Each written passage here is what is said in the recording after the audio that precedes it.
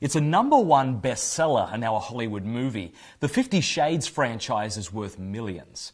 But this poorly written love story is more than just a harmless novel for bored housewives. It's filled with subtle and not so subtle lies. Let's look at 4 of them now. Lie #1, violence is sexy. If you know anything about 50 Shades, you know it's a story about a man and a woman becoming infatuated with one another. People who come from polar opposite worlds, sexually speaking. The main character, Anna, is largely innocent and inexperienced when it comes to sex. Christian, on the other hand, is a sexual psychopath and is deeply mired in the world of BDSM. Fans of 50 Shades are quick to point out, look, Anna eventually tames Christian and leads him away from his emotionless world of sexual dominance. Just read the sequel books. Well, that might be, but it's the eroticism in the books that have made them bestsellers. Whatever changes Christian goes through in the books, we can't overlook the way his violence scars Anna. This is precisely how the first book ends, with Anna alone crying on her bed because she's fallen for a man who she now knows is deeply disturbed. This is, sadly, the trend of all pornography, whether it be text, pictures or videos. In fact, a study was done of the top-selling pornographic films, and when you add up all these scenes in these films, nearly 90% contain acts of physical aggression. And in most of these scenes, the women who receive the aggression portray themselves as enjoying being dominated and punished. Now, if someone were to respond, yes, but being dominated and threatened is much more exciting than faithful, boring marital sex, to me that's analogous to the meth head who thinks that normal, unhigh life is boring. In both cases, I just sort of want to extend sympathy.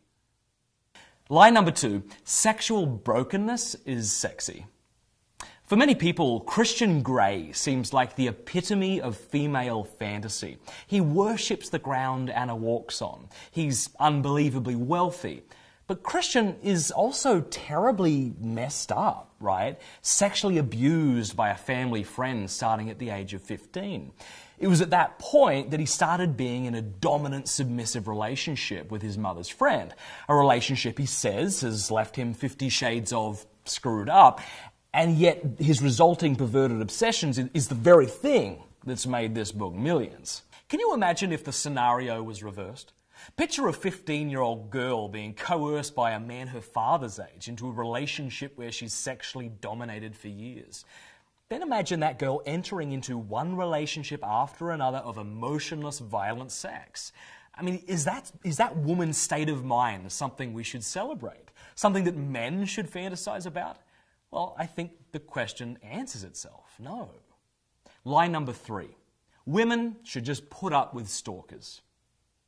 Many of the advocates of these books will say, look how much Christian wants to be sure he has Anna's consent. This book isn't misogynistic because Anna gives full consent to him. First, we should point out, consenting to being degraded doesn't make being degraded any more cool, any more acceptable. Secondly, the book blurs the line between consent and control in the worst ways. In fact, there was an article published in the Journal of Women's Health showing that the character Anna is actually a victim of intimate partner violence. The study says the book shows emotional abuse is present in nearly every interaction the couple has, including elements of stalking and intimidation. At one point in the book, Anna actually says, quote, "Of course he knows where I live. What able cell phone tracking, helicopter owning stalker wouldn't?" Unquote. Lie #4. Consent is a secondary concern when lust is involved. Christian is a billionaire with nearly unlimited wealth at his disposal, which he uses to buy Anna extravagant gifts. One of these gifts is a first edition copy of the book Tess of the D'Urbervilles. You may be thinking, big deal, he bought her a nice book. She's a British literature major. What a lovely gift.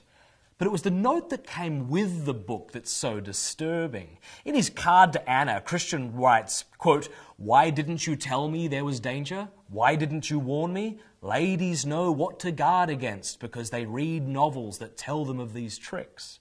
For those not familiar with the book, this is something the main character Tessa says after having been raped by her stalker in the woods. Right away, Anna recognizes the quote from the book, but doesn't really spell out its implications. But it's clear, Christian wants Anna physically, and he will use whatever tricks he can to get her. All throughout the book, we see how Anna compares Christian to the villain of this story, and their twisted romance unfolds. Don't be fooled. 50 Shades of Grey is nothing but poorly written, violent pornography.